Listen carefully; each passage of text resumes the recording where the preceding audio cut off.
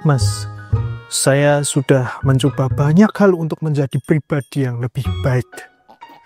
Baca buku, olahraga, berdoa, tapi ngerasa diriku itu masih stuck aja.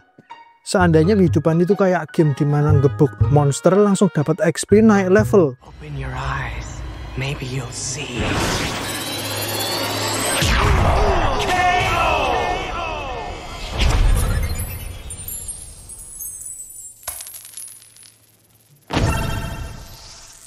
Sweet coins. Kerasa gitu loh. Sakjanya gimana sih caranya aku bisa tahu kalau aku ini udah berkembang atau belum? Piye itu, Mas?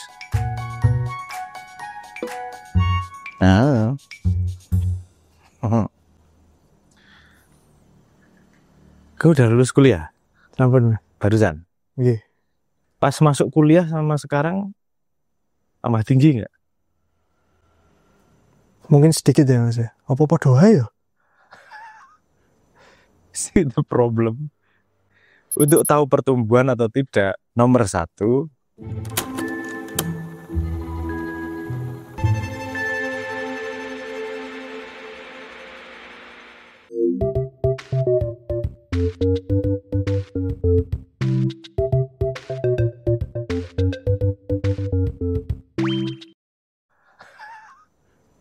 see the problem. Untuk tahu pertumbuhan atau tidak, nomor 1, bahas diri ngantar ya. Nomor 1, perlu tolak ukur. Kalau memang pengen tahu perkembangannya, tolak ukurmu apa? Perkembangan apa nih? Berat badan, ya timbangan. Tinggi badan, ya ukuran. Tambah baik, yo mbuh ora ukurnya apa? Orang jadi tambah ramah sama kamu atau enggak? Ambil ukuran whatever. Karena tanpa ada measurable quality atau sesuatu yang bisa diukur, kamu tidak akan tahu pasti tumbuhmu seberapa. Itu nomor 1, itu problem dari mengukur pertumbuhan. Nomor 2, ekspektasi. Ekspektasi, kalau aku gini, nanti jadinya gini. Kalau aku belajar giat, nanti jadinya akan gampang masuk PNS misalnya gitu. Well, seandainya kamu main Roblox mungkin bisa ya kayak gitu itu ya, karena rule of the game-nya tidak clash satu sama lain. Tapi banyak dalam hidup itu yang sistemnya piramid, sehingga ya ada persaingan satu sama lain, ada faktor-faktor lain yang menentukan.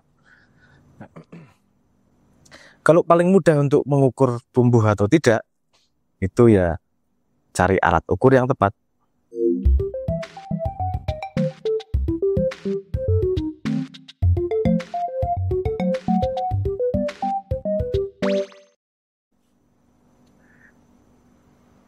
Kalau cari alat ukur itu harus bisa dipisahkan dengan yang mengalami pertumbuhan. Karena kalau yang mengalami pertumbuhan itu ikut mengukur dirinya sendiri, ya agak susah. Gimana? Orang kamu ngalami dirimu setiap hari ya, nggak tahu bedanya ya. Ketika orang ditanyain tambah tinggi nggak, gitu kan ya nyarinya alat ukur, dicatat. Kalau kayaknya ya dulu nggak sampai, sekarang sampai, lumayan tuh. Ada anchornya sih, perlu ada anchor kita. Aku kok pemarah ya, aku kan melakukan ini, dihitung marahnya seberapa, jadi lebih tenang nggak hidupnya misalnya gitu. Gimana ngukur ketenangan hidupnya?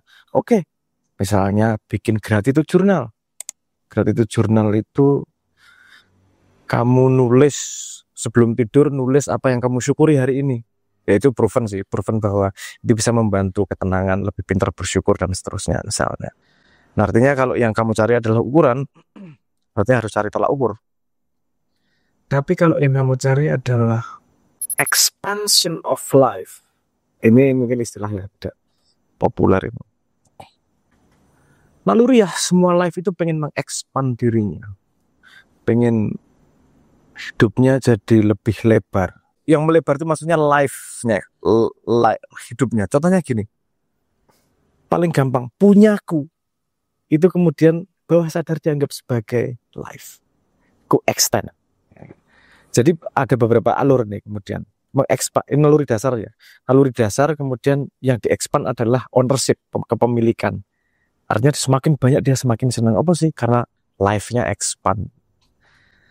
Ada yang dengan kekuasaan. Oh, kowe manut aku kabeh iki. Artinya will-nya itu dipatuhi oleh orang lain, expand life-nya.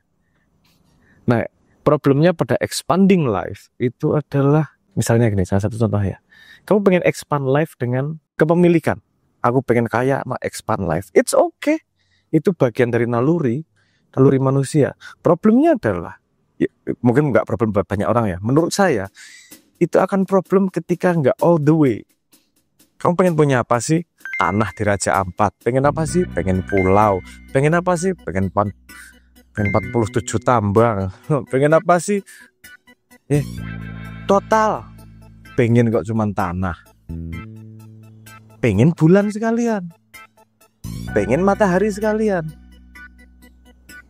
Kalau memang nalurimu adalah memiliki, totalkan sekalian. Mau nggak mau kamu akan meminta kepada yang punya. Siapa sih yang punya bulan? Siapa sih yang punya matahari? Dan akan kenal konsep yang jauh lebih besar dan memahami betapa kecilnya dirimu. Kadang-kadang pertumbuhan kamu justru merasa kecilnya itu bukan malah merasa besar, walaupun dorongan nalurinya itu tambah besar. Ini paradok yang menarik juga. Tapi kalau ternyata kamu ngapain aku punya bulan, nggak bisa dalam hati kalimatnya mungkin nggak bisa diakui sama yang lain, nggak bisa dipameri. Oh, artinya kamu pengen hidupmu tidak didenai oleh orang lain. Kamu penyangga hidupmu adalah pengakuan orang lain. Oh, masalahnya bukan pada expansion pertumbuhan, tapi masalah kamu sendiri belum live tanpa ada merasa hidup, tanpa ada pengakuan dari orang lain. Ini masalah yang berbeda lagi. Mungkin kita juga ada sebab lain karena disodori banyak pola yang kita lihat di TV, di game. Gimana cara tumbuh? Tadi yang kamu bilang, gebuk monster, dapat duit, beliin item, bunuh hero, lebih banyak lagi duitnya. Ini manusia belajar dari situ terus punya ekspektasi bahwa life adalah linear seperti itu. Problemnya adalah tadi itu piramid. Banyak yang pengen tumbuh, kesempatan untuk tumbuh sedikit. Artinya tumbuh dalam piramid tertentu ya. Semua pengen jadi PNS tapi jatah PNS cuma 3. Artinya rule itu tidak berlaku kemudian. Nah, bukan kesalahannya. Gini, slapnya adalah pertumbuhannya itu yang kamu akui sebagai pertumbuhan adalah sesuatu yang kamu bayangkan. Yang tidak, kalau kamu tumbuh di sisi lain yang tidak kamu bayangkan, itu nggak disebut sebagai tumbuh.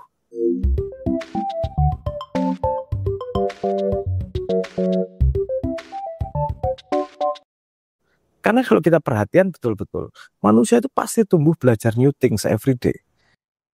Mungkin bukan pada area atensi yang kamu miliki. Contohnya apa ya?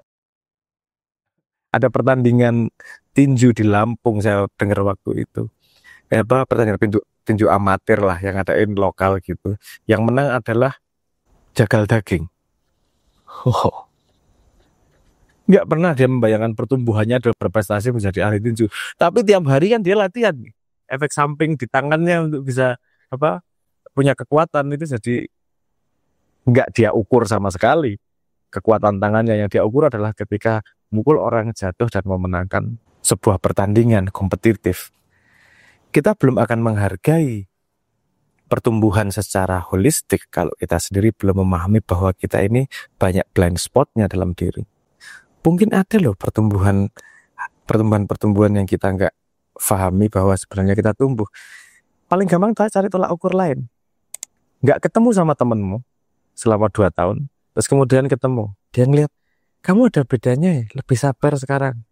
Trust that. Karena dia punya jarak, potret terakhirmu seperti itu, potret sekarang berbeda, ada jarak yang cukup kontras sehingga bisa dilihat sebagai perbedaan. Kalau gesernya sedikit-dikit, itu nggak kelihatan, karena lihat tiap hari ngelihat. Nah, gimana orang bisa tumbuh paling steady, paling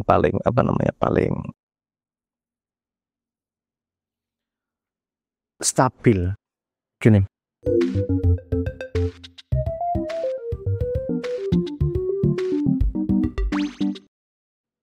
Kalau kamu attention bias, kalau kamu pengen tumbuh pada sebuah titik yang kamu harapkan, kamu kemudian set ekspektasi dan set goal, efek samping yang tidak kita perhatikan adalah perhatian kita akan bertumpu pada satu hal itu. Kamu pengen jadi juara lari. Yang kamu perhatikan adalah semua hal yang berhubungan dengan lari. It's your plan. Kadang kalau kita tuh diberi kesempatan tumbuh di tempat yang lain, kita tidak lihat sebagai pertumbuhan. Padahal tumbuh. Gini, tumbuh itu satu punya kemauan, dua ada kesempatan. Ada beberapa hal yang perlu kita gelar, kita kasih istilah biar enak nih ngomongnya. Tumbuh itu ketika experience, pengalaman diserap menjadi pemahaman. Pemahaman itu ada dalam pikiran, dimasukkan dalam diri, nggak ada istilah. Mungkin Arab istilahnya malakah, disatukan dalam diri sehingga kamu lupa ilmu itu tapi melakukan ilmu itu. Terus kamu jadi tumbuh, jadi manusia baru. Tapi apa yang namanya experience? Pengalaman itu apa sih? Pengalaman itu datang dari katalis. Konsep katalis itu gini. Konsep katalis itu semua yang kamu alami dalam hidup. Ini katalis. Ini memberimu kesempatan dalam hidup ketika kamu mengambil itu sebagai experience. Ketika mengambil itu sebagai sebuah pengalaman. Gimana cara ngambil kemungkinan pengalaman ini menjadi pengalaman ketika kita ambil attention, perhatian ke itu. Duduk di sini ada dua lampu, apalagi di belakang ada asbak yang nganggur disia-siakan oleh editornya, ada rokok yang katanya nanti bisa menurunkan view, oke, manut aku. Itu nggak diperhatikan tadi. Tapi itu katalis, sebuah fakta yang ada tapi bukan ilmu. Tapi ketika kita ngobrol gini, jadi katalis itu jadi experience. Oh, ternyata bisa ya dalam sebuah kondisi pengen ngerokok, nggak ngerokok karena sebuah kepentingan yang lebih besar. Daripada editornya nangis, itu lebih merepotkan. Artinya kita menghindari kesulitan yang lebih besar. Misal seperti itu. Artinya katalis itu luar biasa banyak Tuhan menyediakan kesempatan ilmu. Cuman apa yang kamu perhatikan? Pernah nggak gini? Coba di alam. Lagi gini jalan nggak jelas gini, tiba-tiba matanya gini lihat sesuatu. Kampret. Kayaknya matanya ketarik atau kita memperhatikan sesuatu yang tidak kita expect sebelumnya, tapi ketika melihat jadi atensi. Kalau saya melihat itu sebagai pertanda keras bahwa ada ilmu di situ yang kamu butuhkan, karena kamu ditarik tanpa sadar lihat sebuah katalis untuk kamu tarik menjadi experience. Kemudian dibawa berikutnya dari experience menjadi kesadaran. Kenapa ya? Kenapa saya melihat itu ya? Kejadian apa sih sebenarnya? Ilmu apa ya yang bisa saya ambil dari situ? Kemudian untuk menjadi pemahaman, ada jebakan lagi nih. Oke, kejadiannya seperti itu. Berarti A, berarti B, berarti C, berarti D, berarti E. Nggak akan selesai. Karena kamu mengubah katalis menjadi posibilitas dari experience. Yang efektif dilakukan adalah, oke, lihat katalis. Aku lagi punya masalah hidup apa sih? Apa sih yang connect sama hidupku dengan pola yang aku lihat ini? Itu langkah kemudian mengubah katalis menjadi experience yang kamu alami. Kemudian kita masukkan pada pemahaman karena kontekstual dengan kehidupan kita. Terus kemudian coba kita implementasikan pola itu. Saya nggak bisa ngomong semua orang pasti mengalami. Tapi dari banyak orang yang saya temui, paling nggak dalam hidup mereka merhatikan sekali, dua kali pernah seperti itu. Tiba-tiba aku ngeliat ini, tiba-tiba kok ada koran di sini, tiba-tiba ada gini, aku suruh ngapain ya. Nah, kalau perhatian seperti itu, bedanya dengan yang tadi adalah growth kita itu didirect oleh need, kebutuhan tumbuh dari diri kita, bukan keinginan tumbuh dari diri kita. Karena kita akan memperhatikan sesuatu yang dibutuhkan diri untuk tumbuh. Karena otak belum tentu tahu apa yang dibutuhkan oleh diri untuk tumbuh. Di otak ada sadar, paling 89% yang aktif, lainnya bawah sadar. Bawah sadar ini yang membawa kita pada attention yang tidak kita inginkan, tapi mungkin kita butuhkan.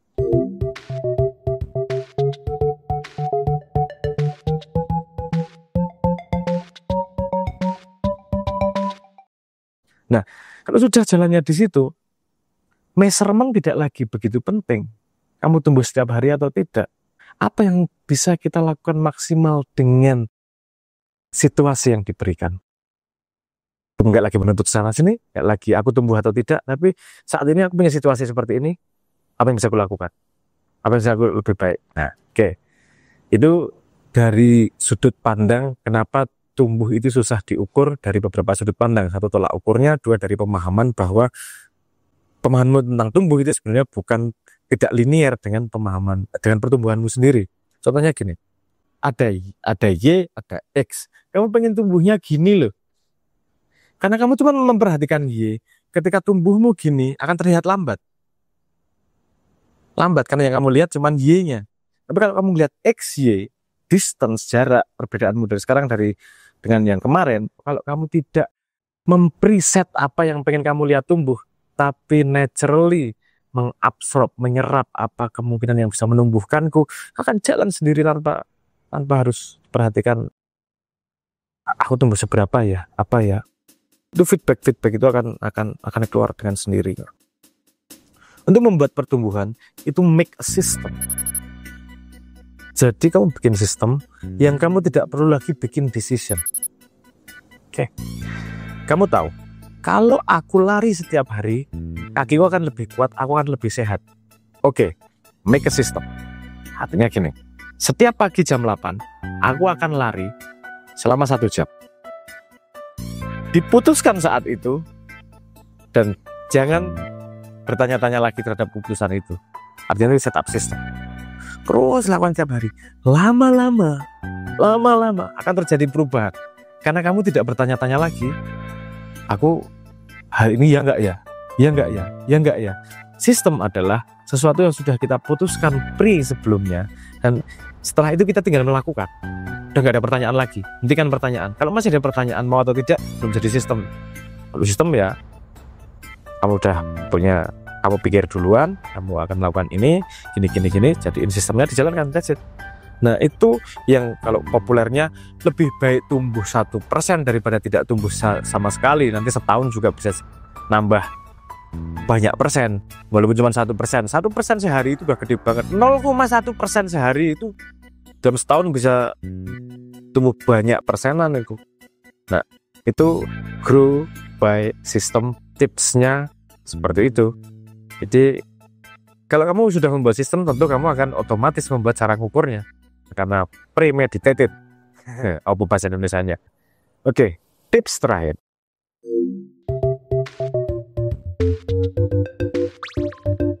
Tips terakhir untuk bisa menjawab itu tadi. Kita ngomong meta. Ngapa sih kamu butuh tahu kalau kamu tumbuh? Biar seneng, Mas. Dopamin urusannya. Biar seneng. Jangan letakkan pada after effect ketika meletakkan dopamin. Letakkan pada goal-goal kecil sehingga kita bisa terus melakukan. Secara natural, pemahaman saya, hormon yang dopamin itu memang digunakan untuk membawa kita pada goal, tujuan. Jadi aku pengen minum, aku berdiri, dopaminnya keluar dikit, jalan, dopaminnya keluar dikit, ngambil gelas, dopaminnya keluar dikit. Itu keep us moving. Yang anak-anak muda yang modern itu susahnya yang senang nonton TikTok itu susahnya karena dopaminnya sudah di-connect sama TikTok. Kalau lihat TikTok senang, tidak mendapatkan bahagia dengan keberhasilan kecil. Harus menghargai setiap hal kecil yang kamu sudah janjikan akan kamu lakukan dan kamu lakukan. Mending sangat sedikit. Kalau nggak bisa jalan, kalau nggak bisa lari 1 jam, ambil setengah jam. Kalau nggak bisa 5 menit, dah jalan 5 menit. Kalau nggak bisa juga,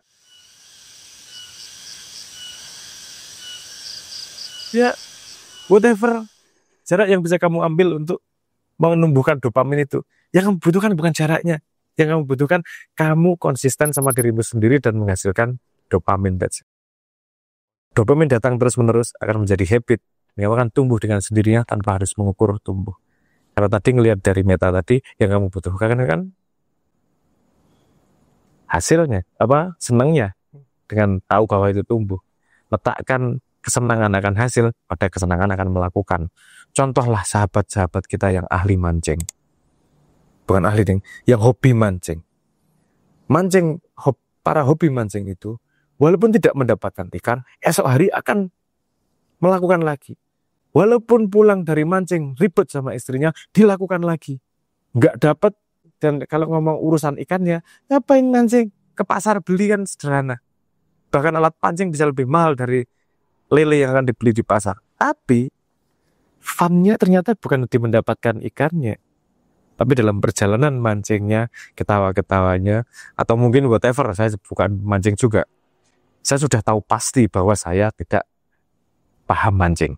Saya mencoba mancing, saya niati mancing 2 jam, dan tidak paham saya ngapain. Allahu Akbar. Artinya saya tidak mendapatkan dopamin di situ. Bukan itu buruk, tapi setiap orang punya tempat yang membuat dopaminnya naik. Mana yang lebih menyenangkan? Kamu stres menunggu bahwa dirimu tumbuh, atau melakukan berusaha tumbuh sendiri itu udah menghasilkan senang? Sepertinya yang kedua ini menghasilkan pertumbuhan yang sebenarnya. Karena senangnya dalam melakukan. Hasilnya, senang dari hasil, itu bonus. Yuk, monggo yang Anda mau tumbuh, saya sangat senang. Karena Indonesia butuh tumbuh. Indonesia, pemuda-pemuda Indonesia butuh tambah luar biasa. Monggo Anda yang mau tumbuh kemana, silahkan tumbuhkan semua yang pengen Anda tumbuhkan, asal bukan daging yang ditumbuhkan. Karena itu tidak disenangin. Mbuh sekote ngopo. Aku wis bingung arep ngomong apa meneh, karena kudune wis rampung, editore kaya asu ora ngomong kat-kat ket mau. Jangan lupa subscribe. Jangan lupa, teman-teman, jangan lupa like dan subscribe video tetangga.